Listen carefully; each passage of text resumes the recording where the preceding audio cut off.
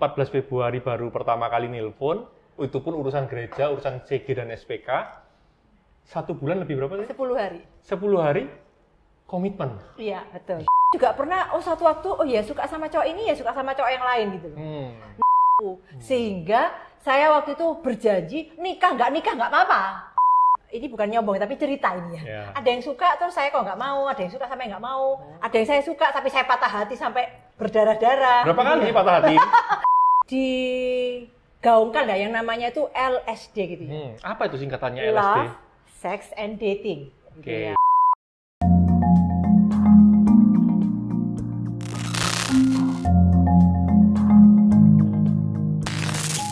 Disciple TV, jumpa lagi ya kita ya di episode kali ini. Seperti yang pernah saya sharing di Disciple TV sebelum-sebelumnya, sempat ada satu judul Disciple TV, kalau teman-teman ingat, itu ada judulnya yang clickbait banget gitu ya, yaitu jodoh dari Tuhan. Nah, hari ini kita kedatangan bintang tamu, bukan bintang tamu ya, dia biasanya tuan rumah biasanya, tapi kali ini jadi bintang tamu yang paling heboh di GBI Kristus Pencipta. Heboh itu heboh dari volumenya, heboh dari suaranya, dan juga konten-kontennya selalu menyampaikan kebenaran. Nah, kita sambut langsung ya, Cece Paulina Wijaya. Oke. Saya sudah lama sekali nggak ngobrol sama Cece Paulin, sekalinya ngobrol langsung syuting. Ya, jadi saya sudah nggak sabar untuk mengorek-ngorek rahasia. Boleh request dulu nggak? Request apa? Nggak boleh panggil Cece karena aku lebih muda. Iya, ini teman-teman di sini. Untuk gitu teman-teman ya? di sini, ya. Teman-teman di sini yang mau belajar ini banyak kan masih muda-muda. Oke. Yang tua-tua kepo. Nah, pingin tahu rahasianya Mimi Paulin. Kalau yang muda-muda pingin tahu rahasia sukses dalam jodoh dari Tuhan, itu ya apa caranya? Itu ya kira-kira ya. Jadi hari ini kita akan dengar banyak rahasia, tips, dan juga kisah nyata dari Cece Paulina Wijaya. Jadi deg-degan ini. Deg-degan ya? Mau perkenalkan dirinya lagi yang selain nama? Gak apalagi? usah, saya agak pemalu. Oh, pemalu ya? Ya, saya merasa jadi lebih ini ya. Saya nggak tahu malu ya. Padahal aslinya saya ini pemalu. Tapi kena ini ya saya jadi apa adanya. Ya, oke, langsung aja. Seperti yang saya tadi sempat preface di depan, Cece Paulin, atau saya panggil langsung Paulin, polisi lalu lintas ya. Nah, kalau boleh tahu nih, sejak tahu kebenaran tentang jodoh dari Tuhan, itu kapan dan waktu itu komitmennya apa? Nanti sampai kita masuk ke yang jodoh dari Tuhan ya. Tapi dapat kebenarannya dulu kapan dan waktu itu responnya seperti apa? Dapat kebenarannya tentang jodoh ini kira-kira waktu SMA. Ya kira-kira baru 2 tahun lalu. Oh, enggak mungkin ya. Jadi udah puluhan tahun lalu. 2 tahun lalu dapat kebenaran dan sekarang sudah punya anak 2 ya. Ya, 20-an tahun lalu kita waktu SMA ya. SMA ya. Ya, bareng-bareng sama saya nggak itu waktu itu? Mestinya ya, Mestinya. karena kita sudah teman main dari kecil. Di acara yang sama mungkin. Jangan mencobai saya tentu tidak ingat. Tidak ingat ya. Ya udah. Ini saya berusaha menebak-nebak juga ya, sambil saya kasih clue-nya sama teman-teman. Oke, lanjut SMA ya. Ya, sekitar SMA. Kemudian responnya bagaimana nih ya? Enggak, apa itu? Dapat di momen apa? Dapat apa? Poinnya? Kalau yang saya ingat pertama kali ini waktu digaungkan yang namanya itu LSD gitu ya. Apa itu singkatannya LSD? Love, Sex, and Dating. Oke. Gitu ya. Jadi cinta, seks, dan pacaran atau kencan gitu. Ya. Nah itu kan istilah yang baru yang kayaknya wah harusnya nggak usah diurusi lah di kekristenan. Tapi waktu itu denger, iya ya ini ternyata bagian dari rencana Tuhan yang besar. Oke. Sudah boleh cerita responnya? Belum ya? Siapa yang nyampein waktu itu? Ingat nggak? Siapa yang nyampein? Nggak ingat. Wah, ini berkesan tapi lupa ya. Karena Tuhan yang bicara. Tuhan yang bicara, oke. Tuhan yang bicara ya. Tuhan bicara apa waktu itu? Langsung aja. Ya, kalau ini sebenarnya tidak mudah mengingat-ingat ya, karena melalui berbagai proses, bahkan sampai hari ini pun tetap Bapak itu bicara tentang pernikahan, tentang bagaimana sih hidup di dalam love, sex, and dating yang benar-benar Tuhan itu. Kalau yang waktu itu tuh mungkin yang Tuhan bicara secara spesifik adalah bahkan soal pernikahan ini pun adalah urusanku, sehingga saya waktu itu berjanji nikah nggak apa-apa. Malah itu ya yang didapat ya. Iya gitu. Nikah nggak apa-apa. Padahal udah cinta mati. Nikah kepingin banget ya.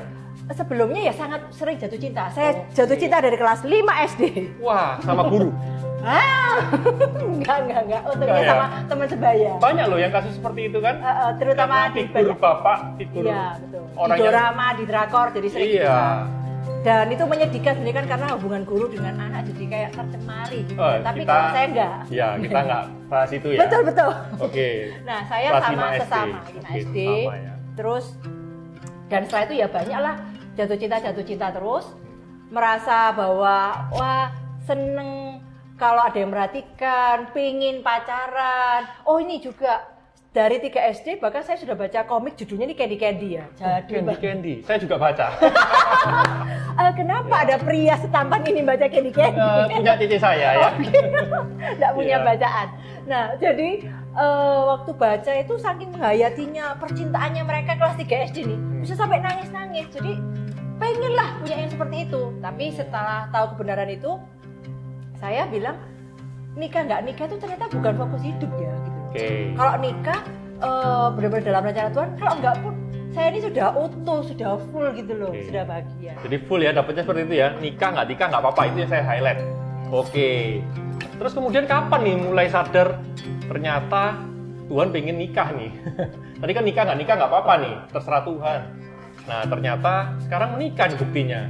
Nah berarti momentum apa lagi nih yang didapat kok akhirnya ternyata Tuhan pengen aku menikah. Oke. Boleh cerita di tengah-tengahnya nih? Boleh. Jadi di dalam perjalanan setelah tahu nikah nggak apa-apa kan mestinya kita berpikir bahwa saya akan hidup seperti apa ya, berselipat gitu ya. Saya tidak akan naksir siapa-siapa lagi. Sayangnya tetap karena itu normal kan. Jadi saya tetap naksir. Saya juga pernah nih suatu waktu ini ya. Supaya teman-teman remaja juga merasa punya teman ya. Saya juga pernah suatu waktu suka sama cowok ini ya suka sama cowok yang lain gitu. Nah tapi di dalam waktu itu tetap Tuhan ngomong, tapi aku yang bisa memuaskan kamu gitu ya. Jadi yang saya highlight dalam perjalanan sebagai seorang remaja dan dewasa awal itu mengelola dorongan seksual, dorongan ketertarikan sama lawan jenis itu adalah Bapak itu kok baik ya. Nggak apa-apa, nggak langsung menghakimi. Loh, jatuh cinta lagi, enggak. Tapi mendengarkan. Jadi saya itu curhat. Oh, saya lagi suka sama orang ini gitu ya. Saya lagi seperti ini, tapi tak serahkan sama kamu Tuhan. Tuhan, aku sadar aku kok lagi mementingkan dia daripada kamu ya Tuhan. Tapi aku serahkan sama kamu gitu. Nah, terus tapi saya tetap pikir bahwa sebenarnya kalau nggak nikah pun nggak apa-apa, cuman ini ketika saya masuk usia 25 kalau nggak salah ya. 25? Wah itu sudah tekanan. Kerja ini ya? Ya betul, sudah tekanan batin banget karena saya udah kerja dari SMA itu. SMA sudah kerja ya? Udah ngelesi, udah part timer, macam-macam gitu. Nah di 25 itu semakin mendesak dorongan dari keluarga untuk menikah. Jadi harus dijodoh-jodohkan. Saya yang paling ingat itu sama orang dari luar kota yang mereka juga nggak tahu itu siapa, dan yang pastinya bukan anak Tuhan, karena keluarga saya kan nggak peduli anak Tuhan nggak anak Tuhan gitu ya. Jadi saya sering problem emosional, jengkel, mangkok, dan kemudian cerita sama bapak kan, aku loh nikah nggak apa-apa, tapi keluargaku kok seperti ini. Tuhan menyembuhkan atau menenangkan. Nah akhirnya mulai bisa yakin bahwa menikah atau tidak. Oh ya ada satu lagi sih prosesnya. Ada di masa-masa itu saya ini pernah nih patah hati berat sama orang di gereja ini. Sama seseorang gitu. Sama seseorang yang anak Tuhan. Nah pada waktu patah hati berat itu saya ini sebenarnya merasa tertolak, merasa tidak diinginkan, merasa kebingungan gitu ya. Dan udah Tuhan merasa seperti kayak Tuhan ingatkan, nikah nggak apa-apa deh gitu ya. Nah tapi kemudian pemurid saya yang namanya Ciana, Tante Hana itu. Tante Hana. Suatu hari itu ngomong serius nih. Nah ini kalau ini saya inget di mana? Ini karena personal ya. Kalau yang tadi itu kan kayak KKR ibadah gitu. Ini waktu itu lagi retreat di luar kota. Saya juga lupa retreatnya retreat apa. Terus ini suka kan ngobrol tengah malam nih cewek-cewek gitu ya. Nah ngobrol tengah malam juga sama Ciana, ngomong-ngomong macam-macam, saya juga ngomong, enggak Ci, aku juga sudah tidak apa-apa kok bahwa nikah itu juga nggak apa-apa. Betul. Nah nikah nggak apa-apa itu, kemudian Ciana bilang, kalau aku, menurut aku, kamu ini akan menikah. Karena saya dibesarkan di dalam keluarga itu yang mengontrol ya. Saya harus apa, saya sebaiknya melakukan apa, tidak boleh begini, tidak boleh begitu gitu. Termasuk di dalam perjalanan saya bersama Tuhan. Jadi ketika kamu tetap di dalam keluargamu itu, maka kamu akan kesulitan untuk bisa menang, untuk bisa sembuh dari luka-lukamu, trauma-traumamu. Kan ada trauma yang lama, tapi juga ada trauma-trauma baru setiap hari gitu kan ya. Sehingga Ciana waktu itu kuatkan bahwa aku rasa kamu akan menikah. Oke, seperti itu. Ada pencerahan ya. Iya. Dan saya merasa heran nih, biasanya orang lain tuh kayak direm-rem kan. Ayo jangan hanya mikiri pernikahan aja, jangan hanya mikiri percintaan aja. Tapi ini suatu hal yang kayak unik banget. Oh gitu ya Bapak. Dan saya merasa bahwa kayak, oke. Saya mau lebih mendengarkan apa sih kata Bapak, bukannya emosional ya. Emosional remaja kan gitu. Mengabdikan hidup sepenuhnya itu seperti kayak suster gitu. Selibat gitu mungkin ya. Nah jadi ya saya yakin akan menikah. Sebenarnya sih saya agak lupa ya, kejadian patah hati dengan Ciana meyakinkan saya bahwa saya akan menikah itu duluan yang mana. Tetapi kalau ditanya akhirnya kok akan yakin akan menikah itu di situ. Nah cuman mungkin saya bisa cerita yang setelah patah hati itu gimana. Boleh. Nah, setelah patah hati itu gimana, saya bersyukur bahwa Tuhan itu tunjukkan ada orang-orang itu yang mengasihi saya meskipun tidak harus dalam hubungan romantis. Jadi lawan jenis ini? Oh bukan. Enggak kan? Cewek maksudnya gitu loh. Maksudnya kasih itu nggak harus dari lawan jenis. Betul sekali. Dan fulfill banget. Jadi di dalam masa patah hati itu saya nangis di kamar mandi, saya nangis di mobil sambil nyetir mata berurai air mata, ya takut-takut nabrak gitu. Tapi ada seorang sahabat saya itu yang saya bisa telepon, saya cerita nangis, kemudian dia akan menenangkan, dia kirim ayat gitu. Dan ketika masa-masa seperti itulah saya semakin merasakan juga bahwa hubungan romantis itu bukan segala-galanya. Meskipun mungkin saya akan menikah dan Tuhan itu semakin nyata. Tuhan itu menolong saya untuk bisa mengampuni orang itu sehingga mulai bisa siap masuk ke hubungan berikutnya. Dipulihkan nih ceritanya ya. Iya. Dewi dapat pencerahan dari Tante Hana, kemudian juga dipulihkan. Yes. Jadi satu part penting ya. Penting sekali setelah dapat di waktu remaja, dapat kebenarannya tapi jatuh bangun bisa di dalam perjalanannya, gagal, suka mestinya nggak apa-apa ya, suka sama banyak orang ya. Tapi sampai patah hati berat ini ya, ini yang ini saya nggak tahu nih kapan nih patah hati berat ini. Ya, jadi nah, di mana kamu Wan? Kok nggak menemani aku waktu itu sebagai teman baik? Banyak yang lain yang patah hati juga ya. Harus ditemani ya. Ya, jadi ditemani ya. Jadi saya bagi-bagi teman. Luput waktu itu kita nggak satu ponsel juga ya, jadi jarang ketemu. Nah, jadi kemudian dapat pencerahan bahwa ternyata arahnya lebih ke akan menikah. Dan kemudian ternyata dipulihkan sekali lagi bahwa ternyata kasih itu, perhatian itu, fulfill itu tidak dipenuhi hanya dari menikah atau lawangan jenis atau hubungan romantis. Tapi ternyata dapat dari Tuhan yang terutama, dapat dari sesama, bahkan yang teman-teman cewek juga, dari saudara seiman dan lain-lain ya. Gitu. Termasuk dari saya kan juga lawan jenis, tapi teman diskusi ini. Bukan teman romantis ya. Sekarang lanjut ke part berikutnya. Udah mulai lebih pulih nih, udah mulai lebih dewasa, umur lebih dewasa, juga kebenarannya juga mulai lebih kaya, lebih komplit. 25. Mulai dapat jodohnya dari umur berapa? Saya mulai berkomitmen membangun hubungan dengan suami saya itu 24 Maret 2007. Umur? 27. Dari 25 tadi kira-kira dapat pemulihan, cara pemulihan, kemudian 27 berkenalan. Oh, bukan berkomitmen ya? Iya, berkomitmennya. Kenalnya berarti 26? Ya. Umur 26? Ya. Ini timeline-nya sudah mulai kelihatan. Jadi 25 dipulihkan, 26 ketemu. Nah, kira-kira kan teman prianya banyak nih. Iya. Teman pria di gereja, di luar gereja, bahkan di luar Tuhan gitu ya. Iya, ada teman kan pasti kan.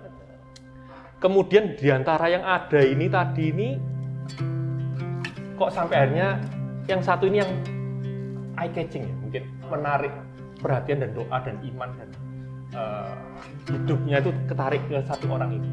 Ya, karena suami saya itu kan dari luar kota. Oh, gitu luar ya. kota. Jadi Ya. terus kemudian rasanya, Pauline ini sama siapa? Soalnya kan ada yang ini bukan nyombong tapi cerita ini ya. Ya. Ada yang suka terus saya kok nggak mau, ada yang suka sampai nggak mau, ada yang saya suka tapi saya patah hati sampai berdarah-darah. Berapa kali sih patah hati? Satu. Satu kali. Yang berdarah-darah satu. Yang nggak berdarah-darah.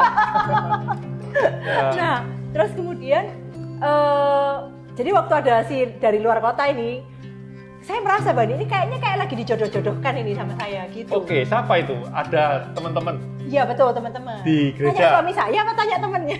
Ya, yang jodoh-jodohin Teman-teman gereja. Oh, di jodoh-jodohin. Iya. Oke. Tapi saya waktu itu tetap pengennya yang dapat dari Tuhan, saya nggak mau ada intervensi manusia. Gimana? Gaya banget ya. Nah kemudian ketemu ya kenalan biasa gitu ya. Tapi sudah mulai ada perasaan tertarik gitu ya. Orangnya kalem, saya carinya yang kalem. Oh, kalem. Karena saya kan kalem juga ya. Iya. Penipuan publik ya kalau saya kalem. Jadi makanya saya carinya yang kalem gitu lah. Ini Saya orang- kalau yang seperti ini kalem, yang nggak kalem seperti apa itu ya? Itu yang memang agak membingungkan. dunia terlalu ramai. Iya. Ya jadi karena saya kan ceria ramai gitu, pengen cari yang kalem. Iya. Nah kemudian salah satu yang menarik waktu itu kan ya kalemnya itu. Kalem ya? Betul, Di kalem. gereja kita jarang ya yang kalem ya? Sebenarnya banyak. Banyak Nah, loh. nanti saya akan cerita kenapa ini kok berkesan banget. Oke, tadi nomor 1 kalem ya? Betul. Tapi nggak kenal kan? Ini kenalnya dalam proses apa nih? Kan nggak satu komsel. Diajak makan oleh salah satu yang menjodohkan itu. Oke, Diajak makan bareng. jadi ada Mak Comblang ini ya di gereja kita Iya, ini ya. semakin curiga. Boleh tahu nggak? Yang Namanya ngajak siapa? makan. Yang Mak Comblangnya tadi tuh. Bapak Yohanes dan Ibu Finli. Wah. Ternyata mereka selain kerja YKK ya teman-teman ya. Ternyata juga ada Matchmaking. ini apa? Perjodohan. Matchmaker ya. Oke. Jadi Sampai di mana tadi? dikenalin. Kan Iya. itu di areanya Sanyo ya kebetulan ya kalau nggak saya. Suami Nggak salah. saya, teman kantornya, kakaknya Tanyo. Suami saya. Oh, Oscar. Iya, teman kantornya, kakak perempuannya Tanyo. Oh. Gitu. Jadi diajak ke gereja. Iya iya di keramik ya berarti ya. Di keramik. Tanya Oke. sulit sekali. Dia Iya, keramik. Iya. Ya udah, jadi teman terus diajak ke gereja. Jadi Ya. dari situ ya asalnya ya. Betul. Kemudian kan dia sudah di gereja sendiri, saya juga sendiri kan. Waktu itu saya aktifnya di remaja gitu ya. Pelayanan remaja. Dia ya di apa tuh namanya dulu youth mungkin ya. Ya, oke. Gitu. Oh iya ya, lain ibadah juga ya. Lain. Gitu. Jadi sebenarnya benar-benar nggak ketemu ya, nggak ada Iya. satu pelayanan bareng atau satu komsel atau momen ketemu ya. Betul, Tapi betul. ada peranan Bapak Sanyu dan Ibu Finli. Di hari itu Kebetulan hari itu mengenalkan. diajak bareng ya. Setelah itu juga nggak pernah ikut-ikut campur. pernah ketemu lagi, tapi saya kayak merasa kayak mau diajak bareng diketemukan, tapi saya kayak setengah-setengah menolak gitu loh. Nggak kenapa? pengen dicomblang-comblangan. Pengennya ya udah Alamiah. alami aja gitu. Oke. Nah, kemudian waktu pernikahannya Bapak Sanyo dan Finli itu. Hah? Nah, saya yang sangat terkesan itu adalah di hari setelah resepsi ada teman-teman yang diajak untuk kita makan bareng. Nah, tapi kok orang ini tidak ada. Oh, ternyata nganterkan ke bandara si pembicara. Nah, Oh. itu yang saya sangat terkesan karena dalam hidup saya itu saya pengen supaya hidup saya itu benar-benar fokusnya ke Tuhan. Jadi saya merasa bahwa, oh ya saya waktu itu kan juga kayak nganter-nganter masuk gang-gang kecil lah, jalan-jalannya Karena komsel. gelap-gelap. Oke. Jadi saya merasa, wah ini cocok ini beneran, bukan hanya kayak cinta Tuhan gimana, tapi dalam gaya hidupnya pun nggak peduli makan-makan gitu loh. Jadi gara-gara nganter tadi ya. Betul, karena mau menjadi driver, malah saya malah terkesan, padahal dia tidak ada di sana. Ya, berarti sama Pak Paulus juga gitu ini ya. Juga terkesan ya. Sayangnya sudah ada Musamiyem ya. Iya. Kan ini apa? Hati hambanya kan. Simpati Betul, nggak apa-apa. hati Sama hambanya orang yang lebih itu. dewasa maupun sama orang lebih muda, seumuran nggak masalah. Betul Jadi sekali. karena satu tadi kalem, dua ternyata orang yang sungguh-sungguh sama Tuhan Dalam mungkin ya. orang yang mau jadi hamba. Mau jadi hamba. Oke, terus apa lagi kalau boleh tahu? Itu Nah, kan masih kemudian- umum ini. Iya. Di gereja kita rasanya banyak nih yang kalem, suka nganter-nganter, kemudian juga hati hamba, banyak. Nah, Apalagi kemudian setelah itu saya juga tahu bahwa dia ternyata punya hati misi. Ini yang agak susah ini ya, hati misi ya. Ya, taunya itu dari mana ya? Ini ngobrol-ngobrol tak kok tahu ini? Selentingan gitu. Oh, ini ngumpulin informasi. Oh, gini. Sebenarnya bukan hati misi dulu ceritanya. Saya tahu dia bahwa aktif di gereja Abalov, tapi kayak rekanannya Abalov gitu. Iya. Dan dia kayak menguasai CG, SPK gitu kan. Nah, terus itulah pertama kali saya kan dia sudah suka ini. Tapi kan nggak pernah ngobrol. Kok bisa suka? Oh, nggak ngobrol kok suka? Ya, itulah. Itu ya. Dari Tuhan itu. Jadi yang suka karena duluan ini. Kalau setelah ngomong-ngomong ya dia juga sudah suka sama saya dari jauh, dari sebelumnya. Dari jauh ya? Dari nanti jauh juga. Episode berikutnya kita dengar dari Oscar ya. Kayaknya agak mengecewakan karena dia malah lebih parah di timeline. Iya, terpaksa saya yang mengingatkan timelinenya ya. 25 tahun, 26 tahun, 27 tahun. Saya yang ingetin nanti. Oke, sampai di mana tadi? Ya, kok bisa Oscar ini tadi selain poin-poin tadi. Itu kan akhir 2006, saya tahu ini hati hamba ini yang sangat saya... Misi tadi ya? Belum misi. Misinya itu nanti setelah saya mulai kontak secara pribadi. Oh, ini masih belum kontak pribadi ya? Belum. Wah, panjang ini. Kontak pribadinya itu, wah iya dia tahu CG, tapi saya malu gitu loh. Saya merasa, gimana ya? Tapi akhirnya, udahlah kalau memang perlu ya hubungi aja. Jadi saya hubunginya mau tanya-tanya tentang SPK. Karena ngurusi SPK ya? Tentang CG. Ya waktu itu sudah bersama Bayu ya. Ngurusi hal seperti itu. Kemudian dari situ mulai ngobrol. Wah ternyata juga tahu tentang kayak pelayanan-pelayanannya itu sampai ke pelepasan lah, pelayanan ke daerah-daerah di di daerah kayak pedalaman lah ya, di Jogja, di mana-mana. Dan semakin saya respect gitu. Semakin saya melihat bahwa nyambung ini hatinya seperti itu. Dan itu tidak lama. Saya 14 Februari, saya ingat banget. 14 Februari telepon pertama kali karena waktu itu lagi pergi makan sama teman-teman cewek. Gitu ya. Merayakan Valentine. Betul. Tapi ya cuman makan-makan aja gitu kan ya. Terus cerita-cerita tentang perasaan segala macam dan ya udahlah kalau memang mau berteman ya berteman aja, nggak usah karena malu karena kan merasa itu asmara dosa. Ini teman gitu. Bilang gitu teman. Betul. Udahlah enggak apa-apa, ya udah. Jadi akhirnya semakin yakin ya telepon aja ya enggak apa-apa kan. Karena memang ada keperluannya. Iya. Nah, itu 14 Februari 2007. Kemudian sebulan lebih 10 hari kemudian kami sudah komitmen untuk membangun. Sebulan lebih 10 hari. Sebentar. Untuk bangun hubungan. Ini prosesnya cepat ini ya. Jadi 14 Februari telepon pertama kali. Betul. Tapi kenalnya sudah dari 2006. Oke, kenalnya kan nggak telepon-teleponan. Kenalnya cuma dari jauh itu ibadahnya lain, kemudian komselnya lain, dengar dari info dari ABC. Betul. 14 Februari baru pertama kali nelpon, itu pun urusan gereja, urusan CG dan SPK. 1 bulan lebih berapa sih? 10 hari. 10 hari komitmen. Iya, betul. Ini dalam 40 hari apa yang terjadi? Mungkin disitulah. Dalam 40 hari ini. Kami ini termasuk yang berpegang juga pada prinsip bahwa ya komitmen mau bangun hubungan. Jadi dia juga nanya ke pemuridnya kan di luar kota di Jakarta. Ya. Karena masih anak baru kan. Dia ceritanya perasaannya sana. Saya juga cerita sama pemurid saya selama proses 40 hari itu.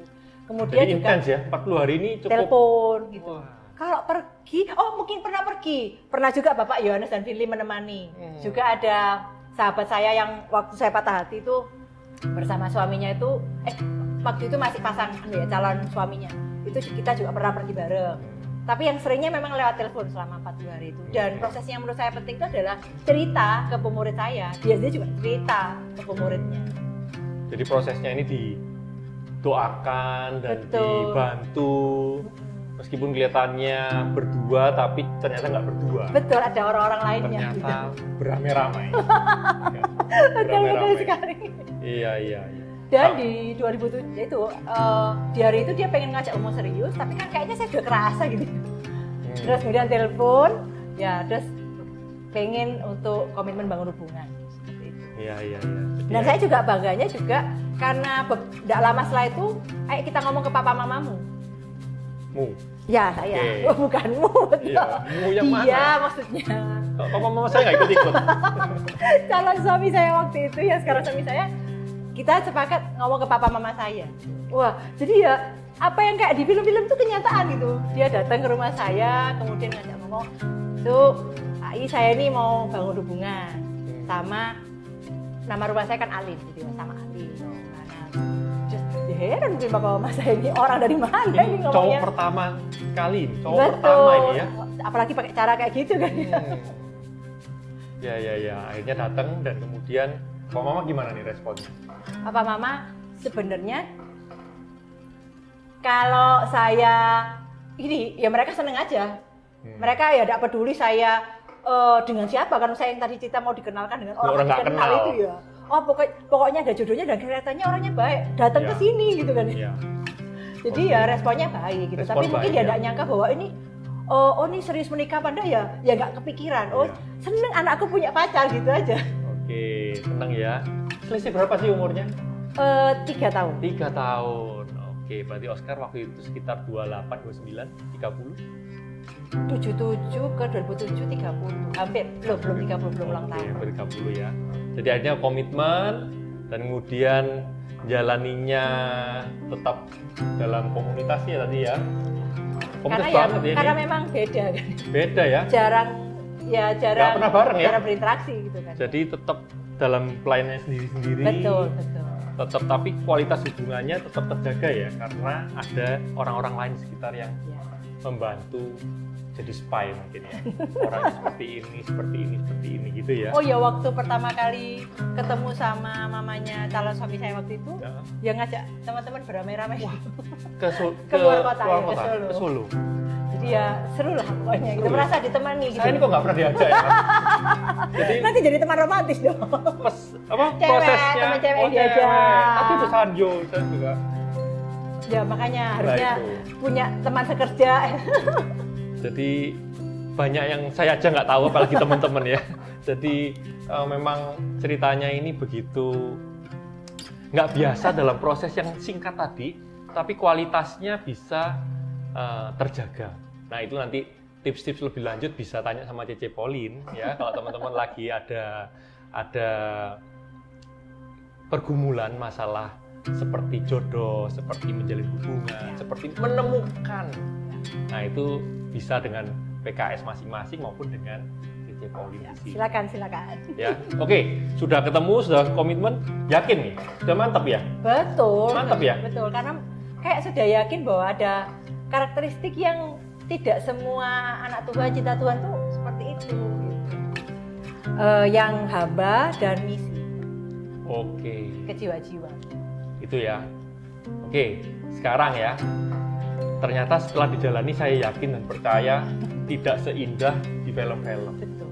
Tidak mulus 100%. Pasti ada penyesuaian, adaptasi, dan ternyata ada konflik, bahkan mungkin konflik gitu misalnya ya. Kalau boleh tahu, apa sih yang biasanya jadi sumber masalah kalau dengan hubungan Pauline dan suami? Atau bahkan waktu itu mungkin calon suami lah, kita belum menikah. Yang saya pengen bisa sharingkan itu hal ini ya. Karena saya dibesarkan di dalam keluarga yang tidak harmonis, kemudian saya berasal dari latar belakang pendidikan psikologi. Waktu praktek-praktek ketemu dengan orang yang traumatis, dan mungkin menonton film-film atau membaca cerita gitu ya. Nah, salah satu yang juga waktu melayani itu juga pernah ada kejadian seperti itu ya. Salah satu yang cukup intens adalah saya tuh sering berpikir bahwa jangan-jangan dia sudah menikah sebelumnya. Soalnya kan dari luar kota. Gitu, nggak kenal, orang-orang taunya kan waktu dia sudah di sini gitu loh. Itu sedramatis itu akibat dari luka-luka saya, kemudian latar belakangnya seperti itu. Jadi, tapi saya bersyukurnya saya bisa ngomong itu, bukan yang saya sembunyikan seperti kayak di film-film ya. Wah, dipendam-pendam nanti jadi. Saya ngomong, memang ada kalanya ngomongnya sambil emosional, tapi kadang omongannya itu ya sambil tenang gitu ya. Beneran kadang-kadang aku merasa bahwa ya apa kalau kamu ternyata sudah menikah dulu, sudah pernah menikah gitu loh. Ternyata kemudian setelah menikah akan ada masalah yang besar gitu. Yang nggak tahu nih sekarang ya. Iya gitu. Atau dia punya TTM. Ya gampang lah, TTM lebih gampang ya diterima ya. Kalau punya pernikahan sebelumnya kan mungkin agak menghebohkan. Tapi kalau dia punya cewek lain di kota lain. Betul. Atau di tiap kota yang dia datangi. Kalau itu mungkin, saya itu nggak kepikiran tentang itu karena dia juga ceritakan latar belakangnya. Bahwa dulu terlibat free sex, dulu pernah dosa-dosa apa aja dari awal ya. Ini 14 Februari sampai 24 Maret 2007 itu sudah cerita semuanya itu.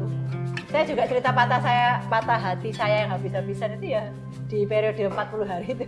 Jadi memang betul ya, slogan kelas ya. Disciple, Ya. keterbukaan adalah awal dari pemulihan itu berlaku untuk semua situasi. Mau di kelas, mau di hubungan, jangan pernah ada yang ditutup-tutupi kalau sama pasangan. Ya, apalagi betul, sama betul. Tuhan. Sama Tuhan harus dibuka sebesar-besarnya ya. Dan itu akan membuat pernikahan tuh sangat enteng, sangat ringan kan? Nggak ada sudah beban. jelas semuanya dari awal. Kalaupun ada yang jelek sudah diceritakan. Betul. Tapi memang Ya. kita kan tidak semuanya sembarang cerita ya. Karena sudah dia juga cerita masa lalu saya, cerita masa lalu saya itu karena sudah melihat dari jauh gitu. Oke. Jadi konflik sudah nggak ada. Konfliknya Konflik selain yang poin kayak itu tadi, nggak ada. Tapi konfliknya yang paling sering terjadi apa sih? konflik yang Perbedaan biasanya kan? betul, dan itu saya sangat bersyukur sama yang namanya Ko Harun gitu. Karena Ko Harun ngingetin gini, Olin, kalau mau kalem juga ada ini produk sampingan lainnya atau produk ya bukan sampingan ya memang Bawaannya. tambahannya itu sudah kayak paket lengkapnya seperti itu. Karena Sabah mungkin juga ini ya tidak cepat di dalam memberikan respon. Jadi misalkan kalau saya konflik, saya pengennya segera diselesaikan. Kalau suami saya tuh dia harus tenang dulu gitu. Dan saya sudah bahasa Jawanya nggak kanti gitu. Dan malah tambah jadi besar konfliknya. Terus kemudian kalau sabar, kalau kalem itu mungkin juga tidak bisa langsung melihat suatu akar permasalahan kayak visi apa segala macam itu secepat saya. Ya berarti sayanya yang sabar kan. Iya. Sekalian suami saya sabar, ternyata saya juga sabar. Iya. Oke, kalau yang kenal sama Cece Pauline ini, Bu Pauline, responnya cepat sekali. Iya. Kecuali dalam WA ya. Kalau di WhatsApp jangan minta cepat-cepat dibalas ya. Tapi kalau dalam berkomunikasi, Tatap dalam muka, ya. meeting, dalam pelajaran mungkin di sekolah, di kampus, responnya cepat. Dengar-dengar konon tidur aja dia langsung nangkep itu dosennya ngomong apa. Dengar-dengar begitu. Iya. Ya, tapi kalau suaminya Tahu aja ini. tahu. Tapi kalau suaminya jangan harap ya. Kalau suaminya Lagi mungkin melek aja, nggak denger saya ngomong apa. iya. Banyak yang seperti itu di Mojo Harum ya. Jadi Termasuk yang saya lagi ngomong nih. kalau kayaknya. saya enggak lah, saya full intention. Ya. Oke, jadi kira-kira itu sudah dijalani dan sekarang sudah menikah, dikaruniai anak 2. Ya. Sehat-sehat, lucu-lucu, pinter-pinter, cantik-cantik ya, karena perempuan semua. Iya betul. Kalau perempuan cantik-cantik. Cantik-cantik. Yang ganteng cuma papanya sama engkongnya. Ya, itu. Jadi highlight apa yang Cece Pauline mau bagikan sama teman-teman di Disciple TV? Highlight bahwa sekarang sudah mengalami hidup berkeluarga sudah berapa tahun ini? 2009 berarti 13 tahun. 13 tahun berumah tangga, ada naik dan turun, tapi yang pasti saya lihat mereka saling melengkapi. Mereka bisa tetap tambah melayani, bukan malah justru tambah sibuk dan kemudian tambah jauh dari Tuhan, tapi semakin mendedikasikan hidupnya buat Tuhan, kemudian keluarga juga buat Tuhan, pelayanan dan bekerja juga buat Tuhan. Kalau saya kenal Pauline, pekerjaannya rasanya 24 jam kurang ya untuk Tuhan. Karena ketemu orang yang butuh konseling, anak komsel saya, anak komselnya teman-teman yang lain, bahkan teman-teman di luar sana, keluarganya, saya tahu kok banyak yang larinya, curhatnya sama Cece Pauline. Jadi bukan hal yang mudah untuk memberikan hidup untuk Tuhan, semakin hari semakin memberikan itu. Saya lihat hidupnya Pauline dan Oscar. Nah, kira-kira apa yang bisa di-highlight dari itu ke teman-teman yang ada di Disciple TV? Yang kami sudah mulai di sekitar separuh hubungan pranikah ya. Jadi menjelang menikah dan kemudian kami belajar terus untuk hidupi di dalam pernikahannya adalah ini karena benar-benar merasakan bahwa saya harus mencintai Bapak Surgawi lebih daripada Oscar. Ya. Dan suami saya harus mencintai Bapak lebih daripada mencintai saya. Ya. Itu kadang juga pernah menjadi sumber konflik, soalnya kayak dia pelayanan terus, kalau saya pelayanan terus dia tidak apa-apa. Kalau dia pelayanan terus atau kemana-kemana saya merasa kok diabaikan seperti itu. Bahasa kasihnya nih kayaknya. Bahasa kasihnya Bahasa kasihnya diperhatikan. Iya, afirmasi mungkin sebenarnya. Jadi kalau Kata-kata. bukannya temani tapi ditemani dengan diperhatikan ya kata-kata ya. Kalau cuma ditemani aja masih kurang gitu. Iya, iya. Nah, terus ketika kami berdua belajar seperti itu ya banyak menyembuhkan. Jadi misalkan saya buat salah, karena dia bisa lari ke Bapa Surgawi. Kalau suami saya buat salah, saya bisa lari ke Bapa Surgawi. Sehingga bisa berdamai. Dan itu yang menyebabkan kami bisa melihat bahwa bahkan keluarga pun itu hanya bonusnya. Pernikahan keluarga itu hanyalah bonus dari Bapa sendiri, dari Yesus sendiri gitu. Hadiah utama dari seluruh kehidupan setiap manusia itu ya Yesus sendiri, Tuhan sendiri. Itu yang sangat bikin kami itu ya bisa seperti sekarang ini gitu mungkin ya. Yang bisa bertahan dan berbuah terus. Betul. Dan salah satu, kalau mungkin bicara tentang tips itu, salah satu yang buku memberikan pencerahan buat saya dan suami itu adalah buku pernikahan yang menurut saya jarang ada.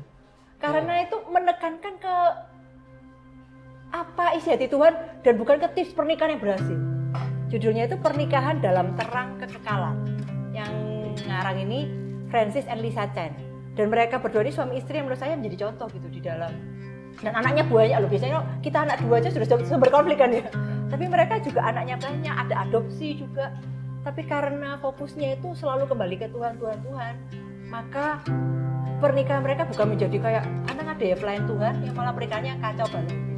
Banyak. Wah, betul, bukan ada lagi ya. Tapi mereka itu bisa justru semakin saling mengasihi dan saling mencintai satu sama lain karena fokusnya Tuhan Yesus sendiri ya. Yes. Oke, jadi hari ini teman-teman mungkin masih banyak rahasia yang tadi belum diceritakan.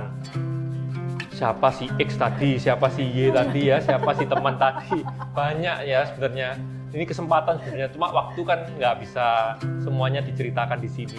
Jadi kalau teman-teman mau tanya sendiri, tanya langsung ya. Nah, tapi yang pasti jangan bingung sama itunya, jangan bingung sama ceritanya, tapi esensi yang di-highlight tadi itu. Bahwa ternyata sejak pranikah sampai terutama setelah menikah ya, itu jangan sampai beda ya. Dari pranikah atau bahkan mungkin sebelum masuk pranikah pun fokus utamanya harus tetap Tuhan.